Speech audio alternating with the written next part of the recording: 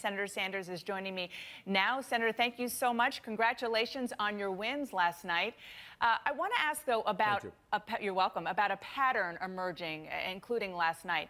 You tend to win states that are mostly white, and Hillary Clinton wins in states with large minority populations. What are you going to do in tonight's debate on CNN in Flint, Michigan, to change that dynamic? Well, for a start, Dana, what we are seeing in many cases is not just a racial divide, but a generational divide. We are doing better and better with younger people, whether they're black, Latino, or white. Our numbers are getting better and better. In general, our numbers are getting better. Truth is, we have not done well in the Deep South. But I am absolutely certain that our numbers will continue to get better. And what we have done, based on yesterday, at this point, we have now won 7 primaries and caucuses all across this country, all with double-digit victories. We won with 67% of the vote in Kansas. If the turnout is high in Maine today, I think we have a good chance of winning there as well. So I think we're showing strength all across this country. And as the blurb you just played showed, we are doing better against Trump than Hillary Clinton is. I think there was a poll that came out today having us beat Trump in Michigan by 22 points. So if Democrats want the strongest candidate to defeat Trump, I think you're looking at them. Now, Senator, you have promised to fight all the way to the convention in July. Does that pledge hold even if Secretary Clinton reaches the 2,383 delegates needed to clinch the Democratic nomination before that?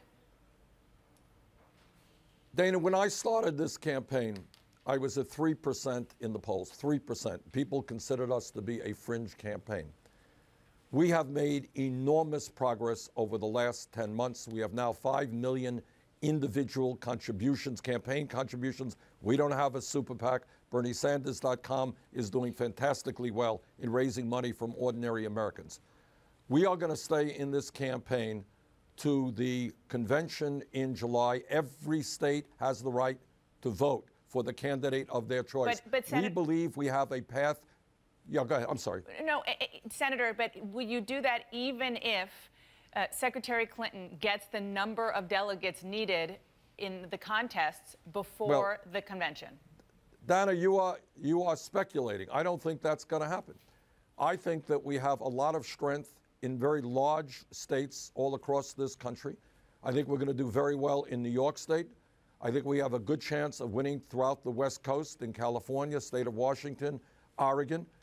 I think our message of a corrupt campaign finance system, which has to be changed, a rigged economy where almost all new income and wealth is going to the top 1%, that is resonating all over this country.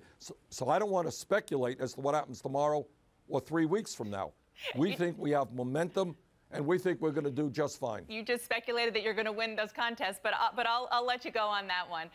You have talked about the enthusiasm behind your campaign, and we certainly see it in your rallies. But this year, it is Republicans who are seeing record turnout. On Super Tuesday, more than 2.5 million more votes were cast in Republican contests than the Democratic side. So should Democrats be concerned about an enthusiasm gap heading into November?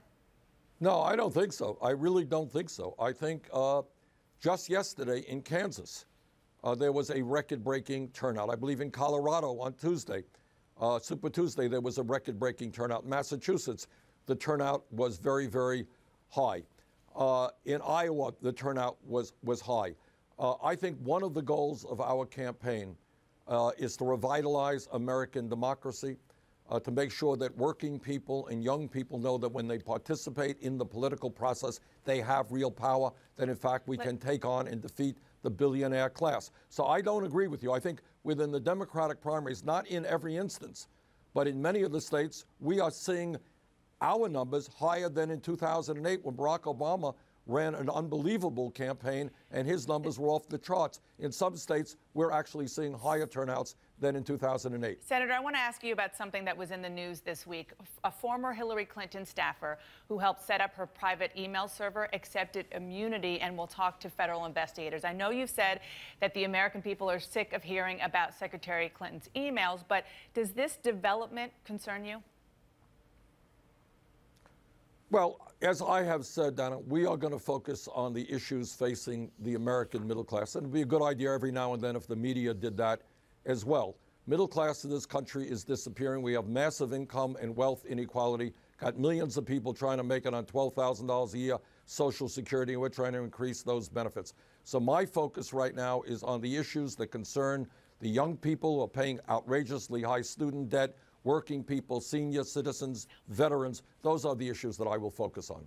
Now, you talk about focusing on the middle class. Certainly, you're talking about it. Hillary Clinton is talking about it. But she also said something about your approach to that she doesn't think adds up this week. Take a listen. Anyone running for president owes it to you to come up with real ideas. Not an ideology, not an old set of talking points, but a credible strategy designed for the world we live in now. She's basically saying you're living in fantasy land, Senator. Yeah, I guess I believe that the United States should join every other industrialized country on earth in guaranteeing health care to all people.